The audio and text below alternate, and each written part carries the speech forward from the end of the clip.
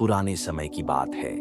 एक राजा बहुत ही न्यायप्रिय और दयालु था, लेकिन उसका बेटा विपरीत स्वभाव का था, अहंकारी, निर्दयी और लालची।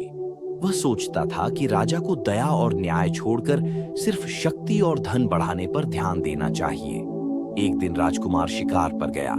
रास्ते में उसने देखा कि एक बूढ़ा किसान खेत जोत रहा था। राजकुमार ने मजाक उड़ाते हुए कहा, बूढ़े, इस उम्र में मेहनत करने का क्या फायदा? तेरा जीवन तो वैसे भी खत्म होने वाला है।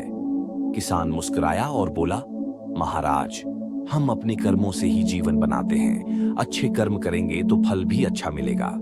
राजकुमार हंस पड़ा। फल? मैं तो जो चाहता हूं वही हासिल कर सकता हूं। कर्म की क्या जरूरत? किसान गंभीर स्वर में बोला, बेटा, कर्मों का फल समय के साथ जरूर मिलता है। अहंकार और बुरे कर्मों का परिणाम हमेशा बुरा ही होता है।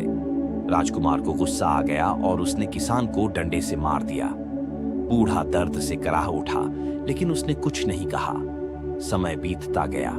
राजा बूढ़ा हुआ और राजकुमार सिंहासन पर बैठा, लेकिन उसका अत्याचार बढ़ता गया।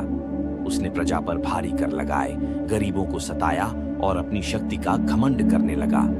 एक दिन पड़ोसी राज्य के राजा ने उस पर हमला कर दिया। राजकुमार की सेना हार गई और उसे बंदी बना लिया गया। कैद में उसने कई दिन भूखे प्यासे बिताए। जब उसे जंजीरों में बांध कर लाया गया तो उसने अपने सामने उसी किसान को खड़ा देखा जिसे उसने कभी मारा था। अब वह किसान पड़ोसी राज्य का सम्मानित सलाहकार बन चुका था। किसान ने कहा, याद है, मैंने कहा था कि कर्मों का फल जरूर मिलता है। आज तुम्हारे बुरे कर्मों ने तुम्हें इस हाल में ला दिया। राजकुमार को अपनी गलती का एहसास हुआ और उसने पश्चाताप किया। किसान ने राजा से उसकी सजा माफ करवाने की प्रार्थना की।